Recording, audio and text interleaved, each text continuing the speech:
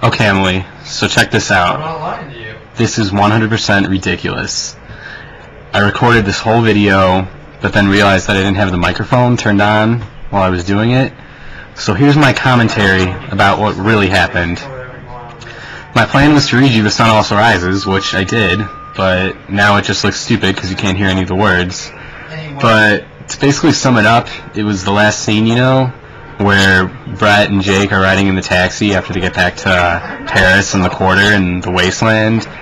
And I think I really did a good job of capturing the tone that they were feeling at that point. So, I mean, maybe you can just watch me for a few seconds, and then when I get to the key parts, I'll let you know. You think I have more feminine emotions than Shep?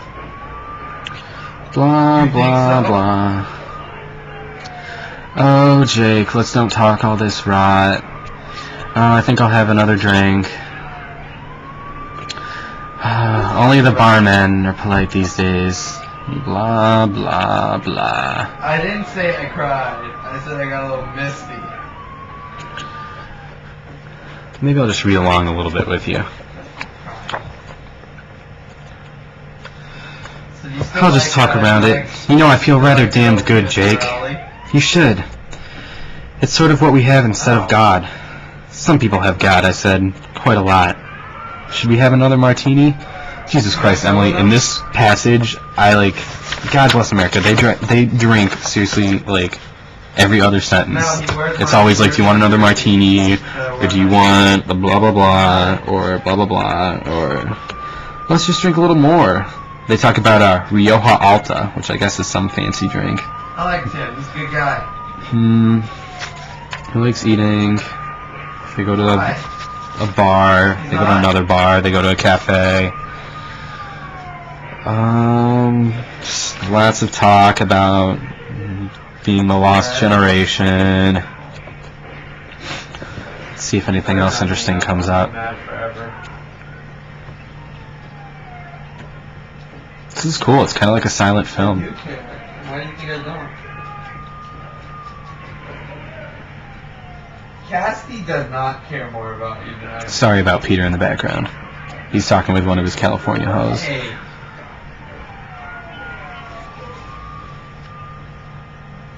Now, do you think Cassidy would still call you when she's in college? That's where Jake talked about how he had talking about his troubles instead of God, which I thought was a little blasphemous, so, you know, I had to bless myself.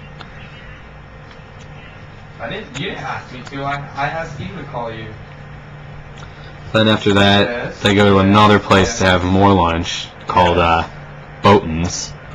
If you're following along in your own copy of the book, I'm on page 249 right now. Mel, I'm gonna listen to it, okay? And people are gonna make fun of me because of it, but I'm still gonna listen to it. I'm all about emotions. Okay, blah blah. They have their food. It's pretty good. Oh, there I turn onto page 250. Yeah. That's where Brett was smoking. You like to eat, don't you? Yes, I do like to eat a lot of things. Over Thanksgiving. What do you like to do? Oh, I said, I like to do a lot of things. Blah blah blah. You asked me that once. Yes, I said. So I did. Blah blah blah. Let's have another bottle of Rioja Alta. It's very good. You haven't drunk much of it. I have. You haven't seen. Let's get 2 bottles, I said. The bottles came. I poured a little in my glass, then a glass for Brett, then filled my glass. We touched glasses. Bono, Brett said. I drank my glass and poured another. Brett put her hand on my arm. Don't get drunk, Jake. I'm just drinking a little. I like to drink wine. Don't get drunk, she said. Jake, don't get drunk. Want to go for a ride, I said. Want to ride through the town? Right, Brett said. I haven't seen Madrid. I should see Madrid. I'll finish this, I said. Downstairs, we came out through the first floor dining room to the street. A waiter went for a taxi. It was hot and bright. Up the street was a little square with trees and grass where there were taxis parked. A taxi came up the street, the waiter hanging out at the side. I tipped him and told the driver where to drive, and got in beside Brett. The driver started up the street. I settled back. Brett moved close to me.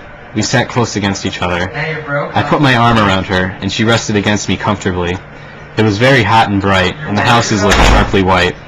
We turned onto the Grand Via. Oh my God, you pussy. "Oh, Jake," Brett said, "we could have had such a damn good time together." Ahead was a mounted policeman in khaki directing traffic. He raised his baton. The car slowed suddenly, pressing Brett against me. "Yes," I said. "Isn't it pretty to think so?" So sorry about the dubbing, but I think I did a pretty good job with that last part, matching it up. So basically, lessons we learned.